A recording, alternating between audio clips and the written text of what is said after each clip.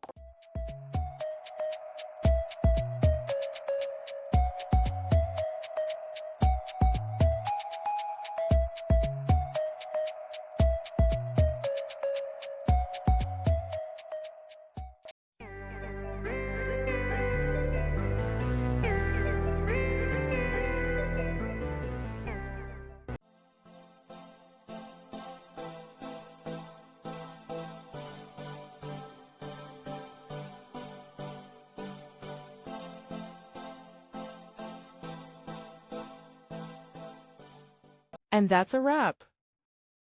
I hope you found the answer you were looking for. If you did, take a second to hit that subscribe button. It really helps out. And let me know in the comments which solution worked best for you.